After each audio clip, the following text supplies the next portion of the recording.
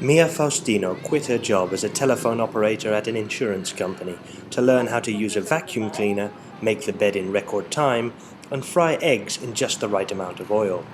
Like her classmates, every morning Mia goes to Tesla, an educational institute paid for by the government, where thousands of Filipinos are trained in skills that will help them find a job abroad as a domestic servant. My name is Mai Faustino. I'm 27 years old. I'm a graduate of a two-year course, computer vocational.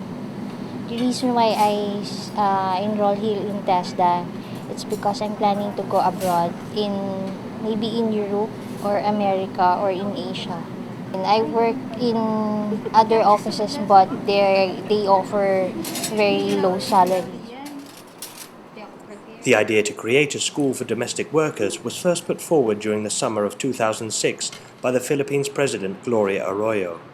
The Philippine economy depends heavily on its emigrant workers, who make up for around 12% of GDP by sending money home. 1 in every 10 Filipinos works abroad. The government has worked out that every day on average, 3,377 Filipino nationals find work in other countries. This training gives them the confidence to do their jobs properly. Since women, they don't know how to work at home, and it's the employers who are teaching them how to clean the house and everything. They're not even familiar with equipment. So when they go abroad, the employers, they get angry, they slap them, they even hot flat irons on their arms, and so many things. Physical abuse, I can say. In Philippines, sir, very low salary, sir. In other country, very high, sir. Much supportive in family, sir. Family needs. Apart from basic household tasks, at Tesla the students also learn about first aid, about what to do in a case of fire, and relaxation techniques to ward off anxiety, depression, and loneliness. For example, they are encouraged to do sports and engage in recreational activities in the company of friends. Think about when you last went on vacation. If this was a long time ago, you may be feeling run down or overstretched. We promote our workers, Filipino workers, that they have these qualifications, that they are certified, and that they can compete abroad. We would like also to tell the other countries that we have competent and qualified workers in any kind of qualifications. Father, thank you so much for this wonderful day you give.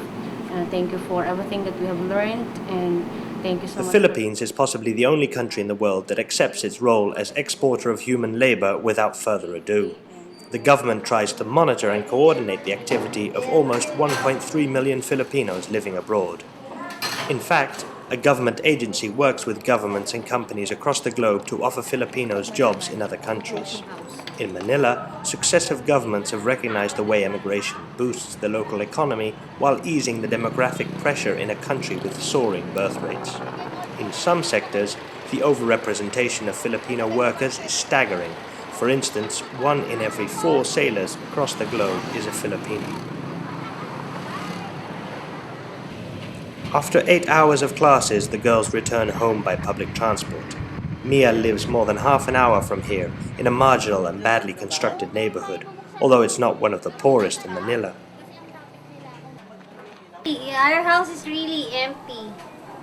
There's no kitchen appliances, there's no living room appliances. My sister is a teacher, grade school teacher. This is my mom. So I don't have any choice but to work abroad, wherein the money that I can earn will really help me to help my family. Thanks to Tesla, Mia has learned to use domestic electronic appliances and cleaning techniques, skills that were never necessary in her own home. If her dream comes true, she will certainly live surrounded by things she never knew existed, but a long way away from her country and her family.